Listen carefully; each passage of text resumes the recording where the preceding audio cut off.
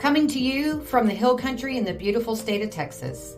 We are not licensed professionals. We are not therapists. This is for entertainment purposes only. If you are struggling with addiction or any other mental conditions, please seek professional help. Please be advised, some topics may not be appropriate for young or sensitive audiences. Say no to the reefer. You know, like, Yeah. it's the gateway to drugs. Like, Oh no, it's yeah. not. Oh yeah. If you start smoking marijuana, then you're gonna be doing harder shit. Yeah. You know, every pothead I know is like, that was an idiot. They're on drugs. You know what I mean? They don't respect people who are all deep on drugs. Yeah. Not the real potheads. They don't Yeah. see the use for it. Exactly. And the drug addicts use pot because they're self-medicating. come down. They're going up, coming down, doing this side to side. So go around the room. Yeah. Start. Age, drug of choice, go. Well, 17 ecstasy for 2 years, but every week. That was my favorite. Yeah, I could do that all day long. I Powerpuff Girl tattoo when I was 18. My nickname was Bubbles. I had the big old backpack. I could see Cocaine probably 18, 19. I did speed. I started doing that, the meth, before I got pregnant with, so I was 20. When she was about 8, I started back on that. For a few years. I'm done. And you've been sober how long? Over 10 years now. Thank the Lord. Do you miss it? No. For the first few years, I'd just, like, have vivid dreams and I could smell it. And I would salivate in my sleep. Really? And then Because it smells a certain way, doesn't it? it has a certain smell. But Yeah. then I could smell the smoke. My pipe. It was a ritual, cleaning the pipe and getting it ready and blah, blah, blah, blah, blah. Oh, yeah, that's part of it. My nickname was Smoke on Harness, and that was not, like, it was great then, but that's nothing to be proud of now. Right? So bad, like, people would want to come and smoke with me. They wanted me to smoke the room out with them. So With bad. the infamous smoke a hunt. So bad. Well, I tried acid at 16. That was terrible. I got lost in the bathroom, in the mirror. Oh. It was terrible. It was the worst experience of my life. And then I really didn't dabble in anything until I was older, after I had my kids, kind of. Maybe my 30s, maybe early 30s, I guess. And so my drug of choice would have been cocaine. I tried speed, didn't like that. I didn't like being up for days and that feeling and not. I like being in control. I don't like being out of control at all. I also like X though. We did that a few times too over the years. But it's been many years since And for as long as I've known you, like I was never addicted to anything. and you, right. Yeah, I just maybe on a weekend you go to a hotel and then that was it. You know? I've never really known you to smoke weed. Not really, because I've had some bad experiences on it. Like feeling like there was one time I thought I was gonna have to call an ambulance because I felt like my heart was about to just jump out of my chest. The other time I couldn't feel my legs. So it was just things Sorry, like that. Yeah, no, but when you don't smoke it like that, and Yeah. when I did smoke it, oh yeah, let me go house smoke with you, and then smoke a big old bong, and then I'm like, and back then it was like hydro or some shit, you know, thing I've never smoked before, you know. So I just didn't have very good experiences with it. So I guess I don't have an addictive personality, which is good, like pills or, That's good. yeah. I mean, I had responsibilities and okay, well I gotta take care of this, or I gotta get up in the morning and do this, or you know. But I can't say I never tried anything, because I have. Right. Yeah. But then I had also been smoking cigarettes behind my parents' back. They didn't know, or they would have stopped me since I was like 12. But that was also our generational thing. We watched the movies, you know, cigarettes in the pack, in the arm, and you know. Back in the day, you used to be able to smoke in the airport. Oh yeah, everybody. The smoked. kids would buy it for their parents. Everybody, Yeah. yeah. Yeah. Yeah, they had the long thing. It was a classic Yeah. anyway. Yeah. So It was And a I sexy smoked thing weed. to do, My was to parents smoke. smoked. 17? 16. I had to be out of high school, like right before I was out of high school. Experimented with drinking. Because you know, you're a teenager. You sneak around with your teenage friends and you try alcohol. Something I didn't know I'd thoroughly enjoy and get addicted to. Yeah. Before I knew it, back to the question you asked earlier, what I think the gateway drug is alcohol. Okay. Alcohol was it for me. It made me make bad decisions. I'm a different person. Once the alcohol hits, Yeah. it's like, well, at the time, laws don't exist. You know what I mean? Yeah. It's like, Yeah. I'm just having fun. the world is mine now. Right. Right. Alice in Wonderland, and this is my Wonderland. Yeah, Right? right? And anybody who wants to come join the party can, like that type of thing, right? Uh-huh. Oh, I remember. So, yeah, so, you know, it'd be like, drink. For a long time, peer pressure didn't work. I would just smoke and drink, but I would hang out with a lot of drug addicts. I said no to the meth for a really long time, and finally I was like, I was on that forever, man. I made horrible decisions, and like you, I got bad on it. I was 90 pounds. I lost my life after that. My dealer stopped selling to me. I was so skinny. They sent me to somebody else who like laid me on a bed They of didn't want to be pillows. responsible. Yeah, like fed me SpaghettiOs, which is like the first time I ever had that, and like they were worried, and I'm like, oh snap. From meth was all through my 20s. Actually, that was like my teens. Actually, 18. All through my 20s, really hard. Off and on through my 30s. Probably early 30s.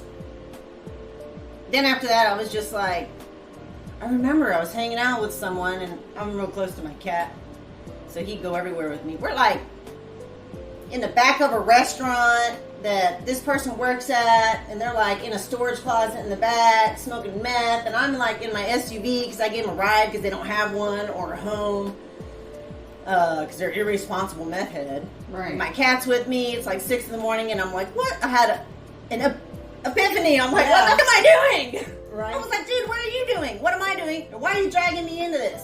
Yeah. I'm done after this. Like, I'm done after this. And I never saw that person again. Anyways, karma got them. The restaurant shut down. There was chains on the door. And I was like, enough of that. We have known each other for that, 20-something years? We've known a whole crew of fucking people for 20-something years. We are lucky to be part of this crew of people, you would understand, who was on it. We were in houses that were kicked door. We were in trap houses. We were not together. He was doing his own Right. thing. He was running the street. But he understands your I was dynamic. doing my thing. Yeah. So we've known each other for that long. But the thing is, even how we met was this whole like crew of people. Everybody got kicked. We got kicked toward. Everybody got kicked toward. Everybody went to prison. People went to prison. In gangs. We were so we're fortunate to be part of this whole crew of people, which we don't really talk to any of them anymore. But the news about this is most survived, did not die, and have also gotten out of prison and restarted their lives. There you go. And normally when you're in a situation or environment like that, most of them died or went to prison and they're done. And that's why I You don't hear got back from them, their future is no more. You're lucky if you got out. We got a whole crew of people who freaking got out. So we had that. I watched 3 children be taken. Nope. In the system. I seen one of them. One of those children was taken in foster. I seen him with his foster family at this restaurant I worked at. I said, hey, give me that. Or whatever, like his dad would do. And he like did it. Boy, the red flags all over that whole family. They were like, oh, this is not good. After that, I stayed sober with drugs. I didn't do hard drugs anymore. But not alcohol. I compensated for it with alcohol in the rest of my 30s. Okay, so my turn. Uh-huh. For me, it started smoking cigarettes. Of course I smoke. So. Probably 8th grade. And all of my friends were smoking weed. Granted, I grew up in Florida. I had access to several beaches within an hour and a half distance, so it was a lot of fun to like roll a doobie, go to the beach, drink some strawberry, boons, Right. Working Mad Dog, All right, or we yeah. had the St. Ides special brew, 2020s. they thought I was cool, so Yeah. probably Mad dogs and bars. middle of my sophomore year, I started with the alcohol. Addiction runs deep in my family. Not my mother. She's as close to a saint as it gets. Which was difficult growing up because I knew I couldn't talk to her. I couldn't share with her because she was so perfect. Yeah. Yeah. But yeah, so smoking cigarettes, probably 8th grade. alcohol 10th grade, and then finally somewhere in 10th grade, it was like my 10th grade year, but it was February because we had a fair that came into town. And I smoked weed for the first time. And I was at the fair. It was freezing cold in February in Florida. I hit the blunt, went and got cotton candy, was very polite to the lady selling it, gave her a 20 and walked it away. Didn't get my candy, didn't get my change, got back with my friends and they're like, where's your cotton candy? And I was like, I don't know. So I didn't even feel high, I just felt stupid. Yeah. So in my brain, I was like, oh no, I'm going to have to do that again. Yep. Right? So, Right. started smoking weed, but for me, the only thing I did was weed and alcohol, ever. Got pregnant at 21, had my son. First time I ever tried cocaine, I was 21 years old. I had only smoked cigarettes, drank alcohol, smoked weed. Never had gotten in any trouble with any of those three.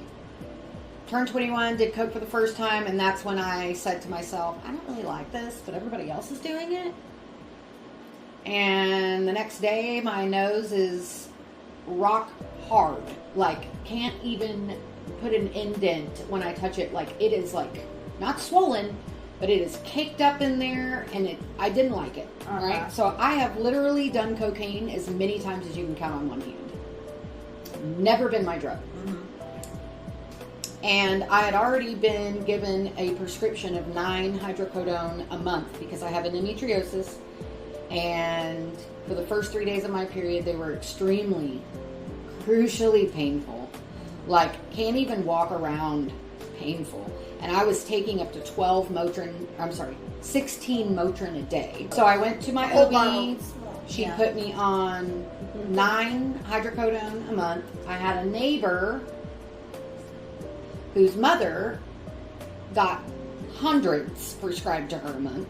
Yeah. So it got to a point where I would take half of one of these Narcos, and I couldn't get up off the couch for about an hour because I was so nauseous. And then once that hour passed, I was like, ding, ding, ding, ding, ding, ding, ding, ding, ding, and I got to where I allowed myself to get up to anywhere from 8 to 12, typically 8 to 10, but sometimes up to 12 Narcos a day. The only people that knew what I was doing, and my friends knew that I took them, but they didn't think I had a problem. She didn't think I had a problem. You didn't think I had a problem.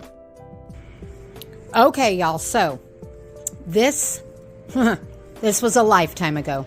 One day I was at work, and my Connect, she was an old lady that died, and she used to sell her Narcos for $1 a piece.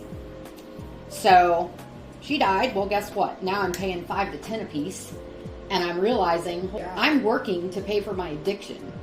So I just literally woke up one day and said, I'm not doing this anymore. I will not be controlled, because I've always known that addiction runs in my family. I have an addictive behavior. I wasn't going to let myself get there, but I didn't realize I was already there. Yeah. So I just quit taking them. Yeah, You're going to be doing meth. If you're doing yeah. marijuana. Day 1, I feel like. Day 2, I feel like. Day 3 is near unbearable, but I don't call into work. Right? This new generation, that's all they do, but not me. Yeah. So I go into work, and I literally sneezed, and I shat myself. And I was like, what in... Yeah. And I'm thinking, no, it's funny now because it's over, but I'm thinking, oh my God, was that just was that a juicy toot? Or like, what is happening right now? I went to the bathroom, and I had running up my back while bartending. Oh my God. So I call a girlfriend of mine who was the only girlfriend I had that not only knew what I was doing, but she was just as bad, if not worse, and she was doing all other kinds of drugs. I said, I need you to bring me panties. Yeah. And she's like, why? What's going on? I said, I don't know. I just shat myself. I don't know. I sneezed and I all up my back. I was freaking out. She was like, what are you doing? What are you? It's horrible. She goes, what are you doing? What are you doing Oh that's my different? And I said, well, I realized I have a problem and I'm not going to do it. I refuse. And she goes, what do you mean you refuse? I said, I'm done. She goes, did you stop taking pills? Lord. And I said, I sure. You're in withdrawal. Yeah. That could Day kill three. you. Right. Yeah. That's So like she brings me up a pair of pants. Uh-huh. Long story short, I end up going to the Garden of the Ancients in Manor Elgin. I walk in. I've got my son with me, my baby, my reason for living. Yeah. You know, Mm-hmm. feeling like a piece of shit for a mom. And I walked in and I said, I'm not even going to try to lie to you. This is what I've been doing. This is where I'm at. I need some help and I'm sick. Uh-huh. I don't even know how I got here. She gave me a shot. She Uh-huh. said, are you a smoker? I said, yes, ma'am. She goes, take this, go smoke a cigarette, come back and see me. I said, yes, ma'am. I took it, went and smoked a cigarette. Before I even got done with the cigarette, I felt much better. I came back in and I said, what was that? She said, that's kratom. So I set an appointment with a doctor. I've been on, I never say it right, so forgive me, buprenorphine, which is a generic version of Suboxone. I have been on that for probably 7 years. But yeah, that's it. Started with smoking cigarettes. But yeah, so that's me.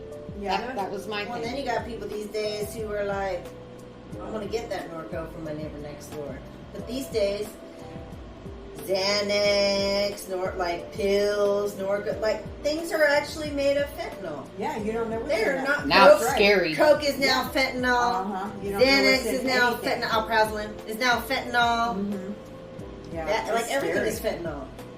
Yeah, And back in the everybody's day, dying it on wasn't that fentanyl. way, but now it It's is. crazy. Yeah. Teenager 16. thought she was smoking a joint See? and they put fentanyl in Fentanyl. it and she died. Yep. She Yep. died. I'm telling you, everybody, people are dying. Dying. Fentanyl. And her sister did the same thing, and her sister lived, but saw her sister die. Oh God. And that's traumatizing. So traumatizing is that for kid life. now an addict? I mean, you, Been through it. I mean, yeah. So you gotta be strong. You gotta be able to like overcome these I mean, addictions. it's just You crazy. know, it's so much easier said than done, but it's possible. And I feel like I got lucky because I recognized that I had a problem. Now, I recognized that I had a problem a year in. I was taking Oh. these pills like, I woke up in the morning, I'm going to grab my cigarette and my Mountain Dew, because that's healthy.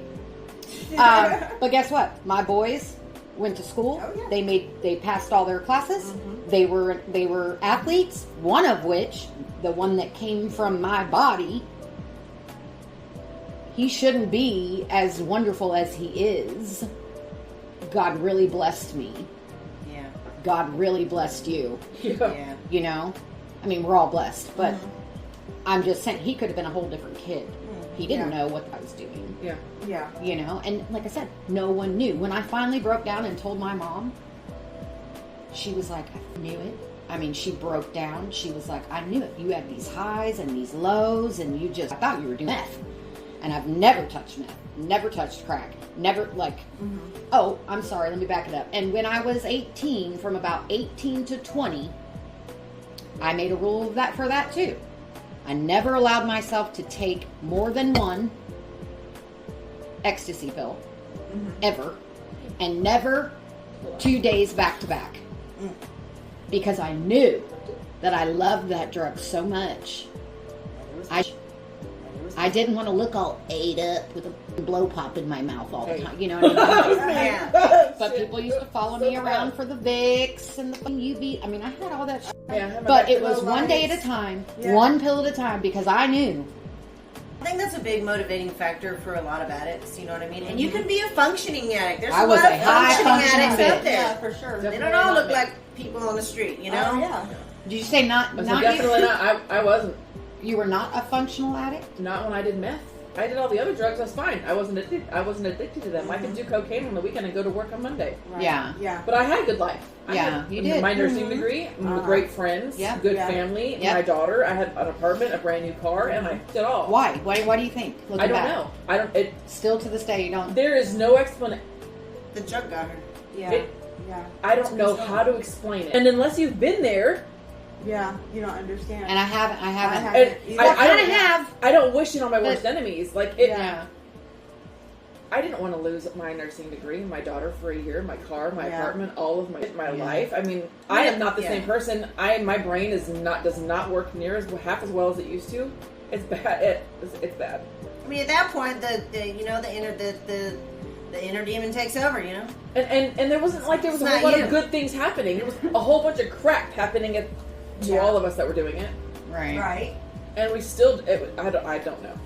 There's no explanation. As to And why. what's crazy is that back then, this whole time frame that we're talking about, she and I were friends. Going through your own things, She didn't know, and yeah. Yeah. and I didn't know. They Yeah. were all doing that, Yeah. and I didn't know.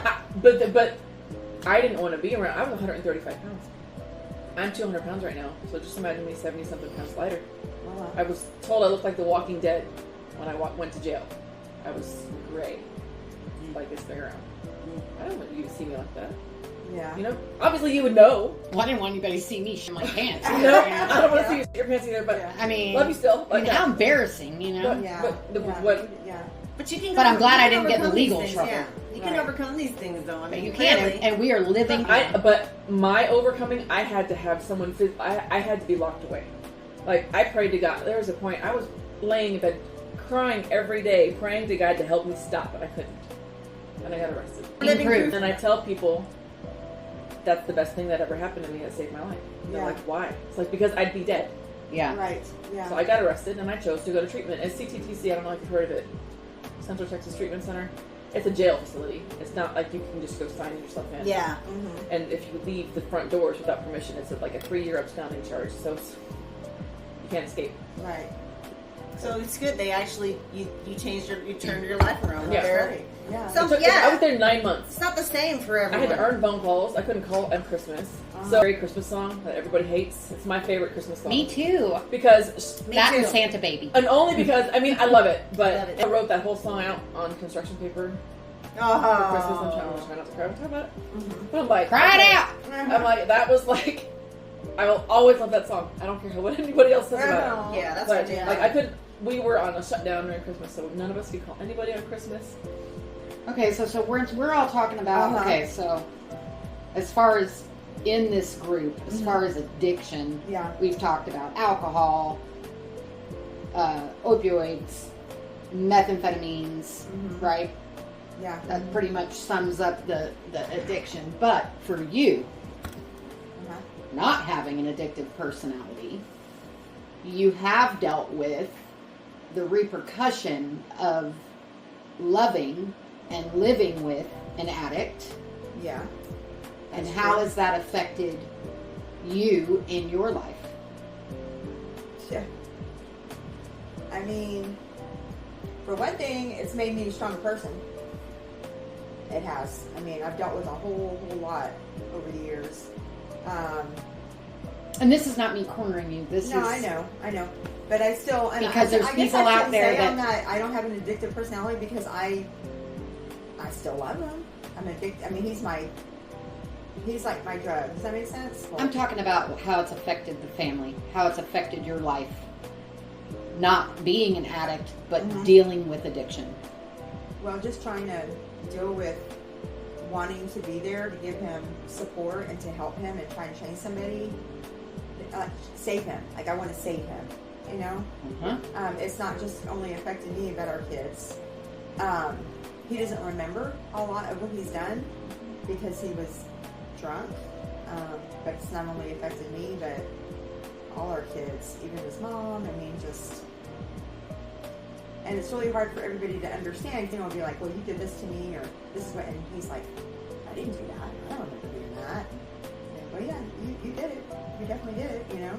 And, I mean, now, it's hard for her, even like, what worries me is boyfriends, because she wants to pick, she's going to end up in the same kind of situation that I was in, because that's all she knows. What do you or she mean? just- Uh-huh. What do you mean? As far as lots of times she'll see like this, oh, that person reminds me of my dad. She didn't have her dad the way she needed to have her dad. And so And as far as maybe a boyfriend having an addictive personality or having anger issues, and that's what worries me as far as her too. You know, Yeah. At least she's identifying it though. she does, but she'll tell me, well, I like him because he reminds me of my dad. Oh. And I'm like, well, that's not a good thing. I need to talk to you, sit down, you know what I mean? Yeah. And he has changed now. I mean, there's things that he's overcome, but there's things that still affect all of us. So let me tell you the reason why I asked you. Uh-huh. Addiction is still in my home. What do? Do you just shut down and not talk? See, I'm on You know. that right there. Yeah, see, I think it depends on the person and how, and know what triggers them. Like for me, I wouldn't do something to piss him off because he's already pissed. So I'm just going to try and be calm. And see, me and him are totally opposite. But having But to y'all know constantly me, make you know that me. balance, have to constantly make that balance and constantly Yeah. check. I mean, Okay, well he's in this mood, so I got I don't Yeah. want to do this, or I don't want to say this. It or- does. Right. You know, Alcoholism it and does. addictions Yeah. affects others Yeah, Mhm. yeah, heavily. yeah. I've lost a lot Yeah. of. I mean, I found a lot of. Okay, first of all, you find out who's real and who's not, who your real friends and who your friends are not. But I've also lost a lot of people. Most people I have lost in my life that were probably great people. I didn't realize at the time because I was an asshole, because I was a drunk asshole. Right. Yeah. Yeah. And I've missed a lot of probably great opportunities in life as well. When you look at it It's like from Jekyll and Hyde. Yes, and when you look at it from the outside, and after you've been sober long enough, you realize how much you've lost. A lot of it is the relationships too, Yeah. or even you having pets or children, and it's like, I have my addiction has affected these people or these animals or these children or my family and that's one of those things where it's like, that's kind of, you got to use that as your anchor if you're having an addiction problem. I think a lot of people need to understand, some of you might need fear instilled in you and you need to be locked up, and that's the only way you're going to learn. Yep. Some of you may need a second chance and you don't have a support system, so you need to find one at a rehab. Yeah. And some of you just need to straight up stop being selfish, and maybe you're strong enough to just look at yourself from the outside. And maybe you want love and that's why you're being a total douche. Well, maybe give love and maybe you'll get love. There you go. Yeah. And that's a key point right That's there. a key. Yeah. You get what you give. Yeah. And even though it is a 100%. disease, and that's the thing, is like a lot of people don't, they're like, well, just stop drinking. Okay, Yeah. well, the main reason why people fucking drink is to, or do any drug, is to change the way they feel. Yes. That is Self-medicate. it. That's right. Self-medicate, yeah. But don't do it to harm someone else Right. No. in the process. But it does. Yep. Anytime you're an addict, the people that love you most are the people that you're going to hurt the most.